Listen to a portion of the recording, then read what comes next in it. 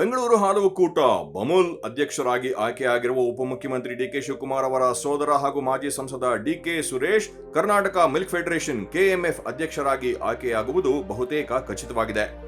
ಈ ಹುದ್ದೆಯ ಮೇಲೆ ಕಣ್ಣಿಟ್ಟಿದ್ದ ಮಾಜಿ ಸಚಿವ ಹಾಗೂ ಕೆಎಂಎಫ್ನ ಮಾಜಿ ಅಧ್ಯಕ್ಷ ಬಾಲಚಂದ್ರ ಜಾರಕಿಹೊಳಿ ಅವರು ಬೆಳಗಾವಿ ಹಾಲು ಒಕ್ಕೂಟದ ನಿರ್ದೇಶಕರಾಗಿ ಆಯ್ಕೆಯಾಗಿದ್ದಾರೆ. ಹೀಗಾಗಿ ಅವರು ಕೆಎಂಎಫ್ ಅಧ್ಯಕ್ಷ ಸ್ಥಾನಕ್ಕೆ ಸ್ಪರ್ಧೆ ಮಾಡಲಿದ್ದಾರೆ ಎಂದು ಹೇಳಲಾಗಿತ್ತು. ಆದರೆ ತೆರೆಮರೆಯಲ್ಲಿ ನಡೆದ ರಾಜಕೀಯ ತಂತ್ರಗಾರಿಕೆ ಮತ್ತು ಮುಖ್ಯಮಂತ್ರಿ ಸಿದ್ದರಾಮಯ್ಯ ಅವರ ಮಧ್ಯ ಪ್ರವೇಶಿಸುವಿಕೆ ಮೂಲಕ ಬಿಕ್ಕಟ್ಟು ಬಗೆಹರಿದಿದ್ದು ಬಾಲಚಂದ್ರ ಜಾರಕಿಹೊಳಿ ಕೆಎಂಎಫ್ ಚುನಾವಣೆಯ ಅಖಾಡದಿಂದ ದೂರ ಉಳಿಯಲು ತೀರ್ಮಾನಿಸಿದ್ದಾರೆ. ಸದ್ಯ ಎಲ್ಲಾ ಜಿಲ್ಲೆಗಳ ಹಾಲು ಒಕ್ಕೂಟಗಳ ನಿರ್ದೇಶಕರ ಆಯ್ಕೆ ಪ್ರಕ್ರಿಯೆ ಪೂರ್ಣಗೊಂಡಿದ್ದು ಬಹುತೇಕ ಹೆಚ್ಚಿನ ಪ್ರಮಾಣದಲ್ಲಿ ಕಾಂಗ್ರೆಸ್ ಬೆಂಬಲಿತ ನಿರ್ದೇಶಕರು ಆಯ್ಕೆಯಾಗಿದ್ದಾರೆ.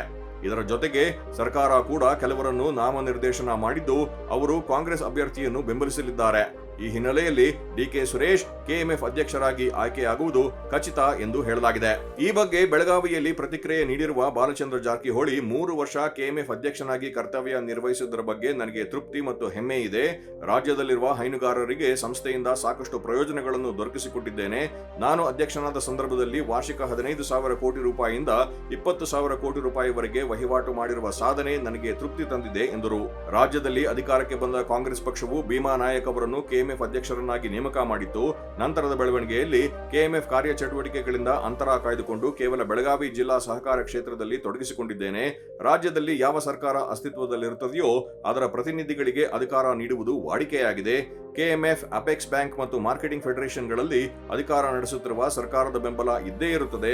ಹೀಗಾಗಿ ಈ 3 ಸರ್ಕಾರಿ ಸ್ವಾಮ್ಯದ ಸಂಸ್ಥೆಗಳಲ್ಲಿ ಕಾಂಗ್ರೆಸ್ಸಿಗರೇ ಅಧಿಕಾರದಲ್ಲಿರುತ್ತಾರೆ. ಹೀಗಾಗಿ ಕೆಎಂಎಫ್ ಅಧ್ಯಕ್ಷ ಸ್ಥಾನದ ಸ್ಪರ್ಧೆಯಲ್ಲಿ ನಾನಿರುವುದಿಲ್ಲ ಎಂದು ಜಾರಕಿಹೊಳಿ ಹೇಳಿದರು.